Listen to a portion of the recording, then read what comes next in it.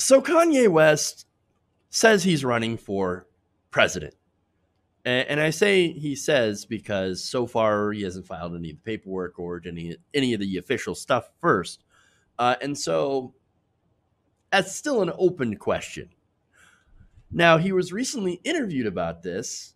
And so I have to take this seriously now because we live in a country where insane celebrities are able to become president because, well, we already have an insane celebrity as president. So we're living in idiocracy at this point. So now, to really hammer that point home, remember back in early 2015 when we were all laughing at Donald Trump, right?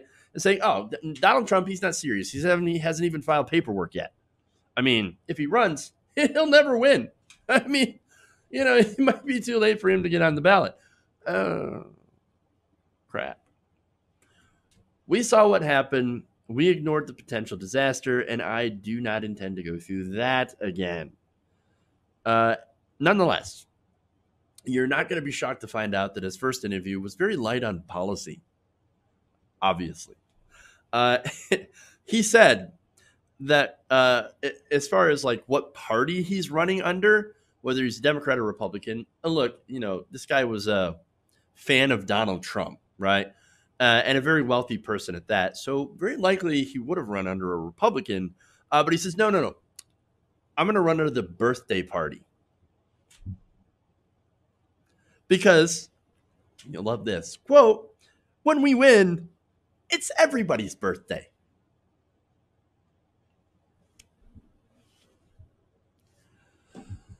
All right.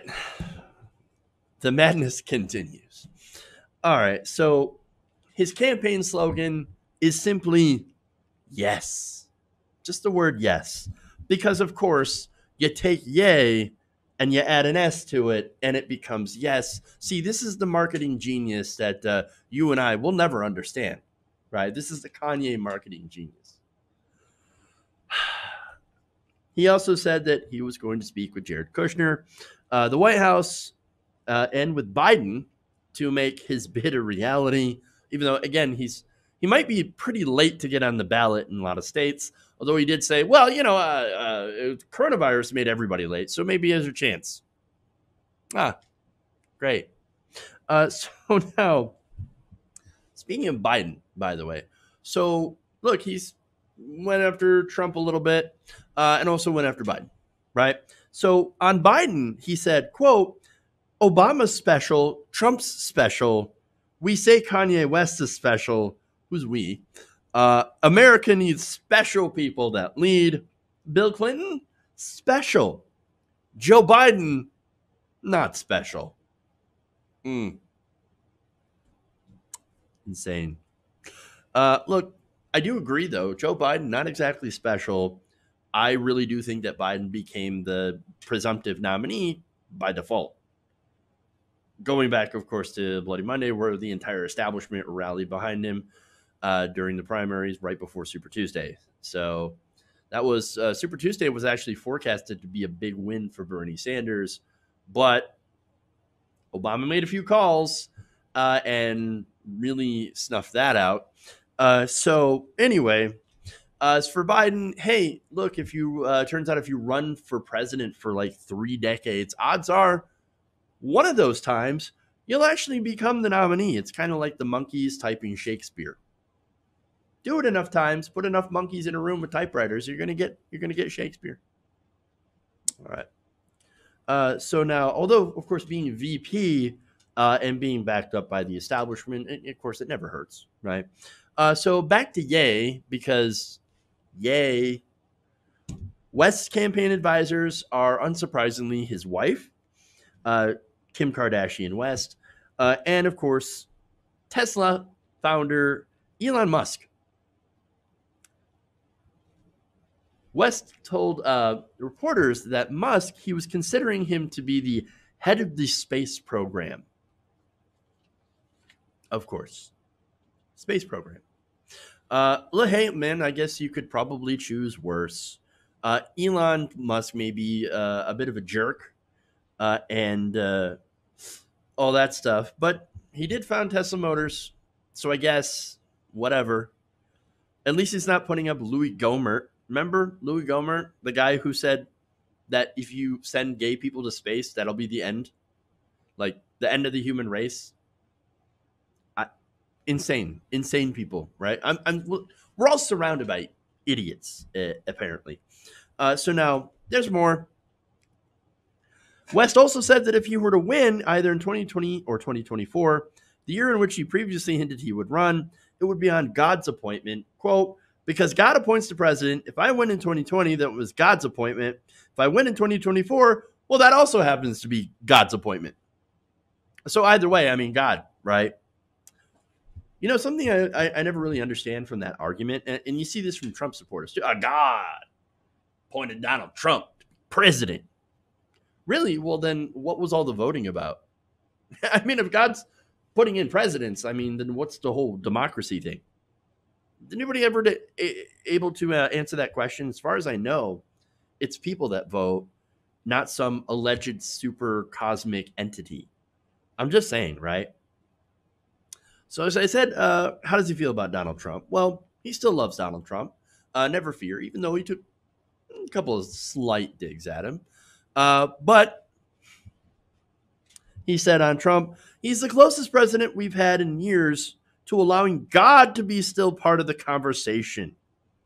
And to show that, look, basically he's putting out a lot of theocracy vibes, right? Theocratic vibes.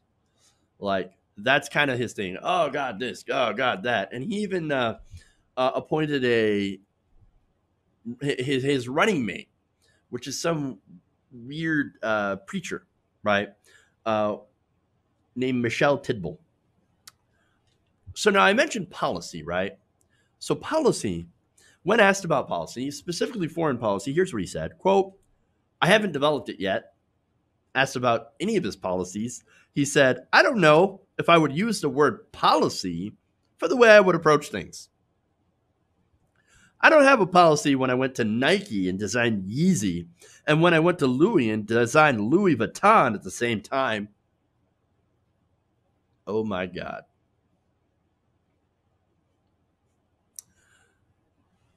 In the interview, it said the clearest vision he offered was based on the movie Black Panther. He said a lot of Africans do not like the movie and representation of themselves in Wakanda, which is a fictional country, by the way. But I'm going to use the framework of Wakanda right now because it's the best explanation of what our design group is going to feel like in the White House. I don't know what that means, and I don't know what that has to do with policy. So I'm really, really confused.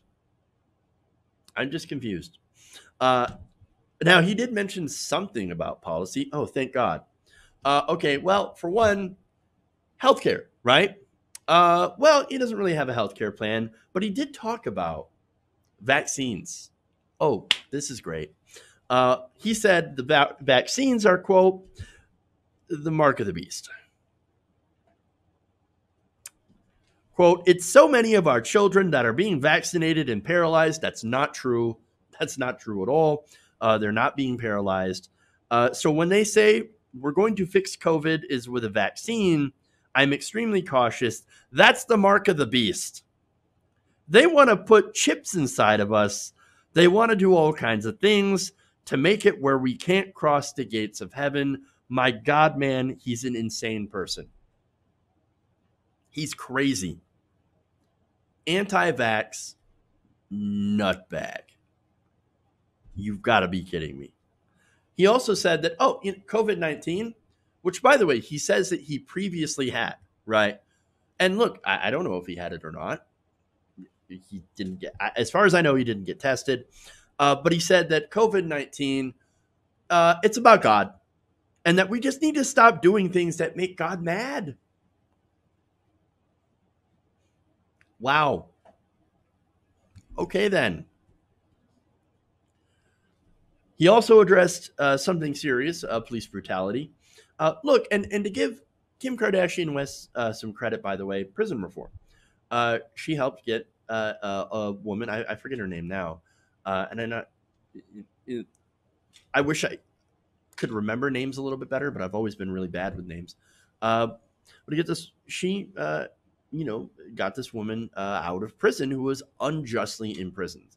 And so for a while, we believed that, hey, the Trump administration might actually be better on not police brutality. They're terrible in police brutality, but on, criminal justice reform. And then it turns out, of course, they didn't really care about that really at all to begin with. So anyway, on police brutality, he says, Kanye says, well, I would end police brutality, but I would like to know, or I'd like to let everyone know that police are people. Police are people too. Okay. So nothing really policy-wise, nothing really concrete. But he does say, I'm against the death penalty, but I'm pro-life. So you're anti-abortion, basically. Well, I mean, at least it's consistent, right? I did say that, like, hey, you can't be, pro-life and believe in the death penalty like most conservatives do. Well, I guess at least he's consistent on that. Hooray. On education, he says he wanted to reinstate the fear and love of God in all schools and organizations. Oh, which would, of course, violate the First Amendment, because we have this separation of church and state. He also said, though, that the schools, the infrastructure was made for us to not truly be all we can be, but to be just good enough to work for the corporations that design the school systems. We're tearing that up. We're not going to tear up the Constitution. What we will do is amend. Again, this is all just, there's a lot of nonsense. And none of this makes really any sense, right? And is not backed up by, well, this is what we want to do in favor, or what we're going to do to restructure the schools. We're going to do more vocational training, or, we're going to stop doing the reliance on standardized testing. None of that. None of that. Great. Awesome. But what did you expect? It's fucking Kanye. Okay? It's madness. It's madness. Now, a lot of you are probably saying, and I've seen this, right? And to an extent, I do agree. This is nothing more than a publicity stunt in order to promote himself or his next album. Now, he said this, or he, pointed to this criticism, and he said, quote, I'm going to give my album away for free. Okay. All right. Well, that still doesn't really answer the question of whether or not you're doing this to raise your own profile. I mean, it worked for Donald Trump. But I don't know. He sounds like he's crazy enough to believe that he can become president. So now, look, if you're still watching this, and props to you, man, like, this has been a slog. Understand why I felt compelled to actually do a deep dive into fucking Kanye West. And it's because in America, we elect clowns. We do. And in any normal election cycle, I would have been like, who cares? Clown of clowns. Get him out of here. Not worth talking about. But in this day and age, we've already elected one reality show TV clown. Is it really that far-fetched to think that another one couldn't be elected at this point in America? Very possible. Now, you know why? Because anything is possible. Because everything is horrible. We elect clowns. And Kanye is a clown. He's an entertainer. And again, that's exactly what Donald Trump was too. And in a society where wealth and celebrity seem to matter more to the culture than education and experience, clowns are elevated and are given power. Just by the fact, you think anybody would be talking about Kanye West if he were, making $30,000 a year? If you were a struggling, starving artist? No, we would not be talking about him. But just for the fact that this guy has money, that's why. That's why people. It's the same thing with Oprah, right? Nobody really cares. Like, Oprah has no experience in politics or anything like that. And yet, there's a lot of liberals that were like, oh, Oprah, she should run. No, she shouldn't. Again, I'm not saying Oprah's a bad person specifically. I don't know. But I'm saying that maybe we should stop, like, as a country, as a culture, elevating people who are clowns just because they have money. And that's the problem, right? And so that's really the takeaway. Even if Kanye is just it's just a stunt and he's not running, I wouldn't be shocked if he didn't receive some significant amount of votes, even if if he's on the ballots. And so what's interesting about this is you got neoliberals right now that are flipping out about the fact that he could possibly siphon black votes from Biden. I mean, Nina Turner has been raining fire on Deborah Messing on social media, on Twitter, over this entire thing. And it's been fantastic to watch because Nina Turner is amazing. But look, it's just, I mean, I'm not going to go into the whole thing about like, hey, it turns out black voters are not a monolith, but I'm pretty sure black voters, those of you who are watching, you already know that. And you're like, what? Kanye? Why would we vote for Kanye? He's an idiot. He's somebody that doesn't represent me at all. And so, it's just amazing how neoliberals are thinking. Some of them are like, oh, no, he's black. Well, obviously, that's the only reason that people would vote for him. My God, man. My God. Ridiculous. Absolutely ridiculous. And so, no, I don't think that's going to happen, even if Kanye does run. But here's the thing, right? The fact that he's even considered to be, somebody who he could run for election. Oh, and he could definitely make a splash in the race. This is what's wrong with America. And so, yes, I felt compelled to talk about this, to point out just how insane not only his stated beliefs and positions seem to be, right, and are, but how insane it is that we even have to have this conversation in the first place. So there it is. In conclusion, here comes Kanye. Maybe. Hey guys, hopefully you enjoyed that free video. Now I'm going to have to ask you a favor. Between the demonetization and the YouTube algorithm messing around with view counts, etc., we're having a hard time adjusting to the new YouTube reality, which is where you guys come in. See, we have a Patreon, patreon.com/TYTNation, set up to help us rely on you guys, the viewers, instead of big corporate ads. Look, you know the show. You know I'm not in favor of big corporations anyway. So help us transition away from relying on the ad model to pay the bills and sign up to be a patron, patreon.com/TYTNation. That goes a long way to help us keep the lights on. And you guys will know that you're supporting independent, progressive media.